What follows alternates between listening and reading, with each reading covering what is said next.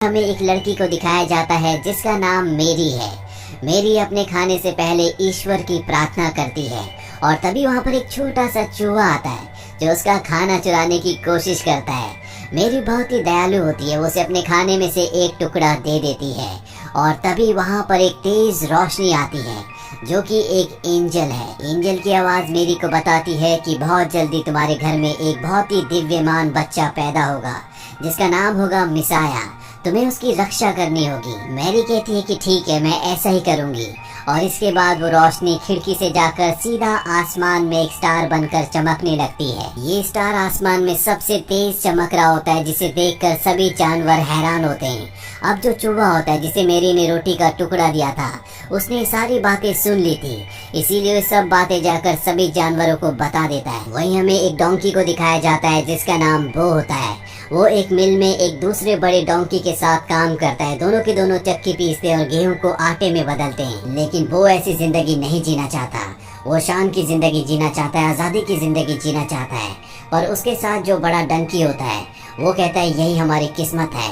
पर जब वो चमकते हुए सितारे को देखता है तो कहता है कि ये सितारा शायद मेरी किस्मत बदलने के लिए आया है। अगली सुबह बो के पास उसका दोस्त कबूतर जिसका नाम डेव होता है वो आता है। वो बो को बताता है कि बहुत जल्दी यहाँ से एक शाही सवारी गुजरने वाली है। ये सुनकर बो बहुत एक्साइटेड हो जाता है और अपने पिता से कहता है कि मैं भी शाही सवारी में एक दिन सवार होकर आपका नाम रोशन करूंगा, लेकिन उसे सबसे पहले अपने आप को यहाँ से आज़ाद करवाना होगा।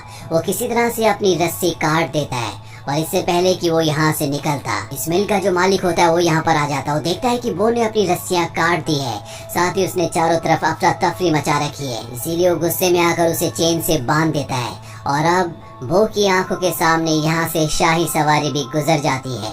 बो का दिल इससे टूट जाता है और इसी तरह से 6 महीने बीत जाते हैं। वो आज भी अपने साथी डोंकी के साथ उसी मिल में काम कर रहा होता है, लेकिन उसका एक ही सपना होता है कि वो शाही सवारी में शामिल होकर एक दिन सबको अपनी पहचान, अपनी इम्पोर्टेंस का एहसास कराए।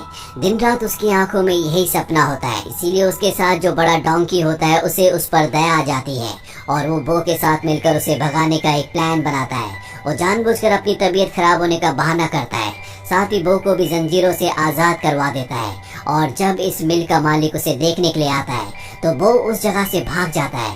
हालांकि मिल का मालिक उसका पीछा भी करता है, लेकिन वो भागता हुआ एक लंबी जंप लगाता है जिससे उसके पीछे के पैर में चोट भी लग जाती है, लेकिन वो किसी तरह से उसकी नज़रों से ओझल हो जाता है।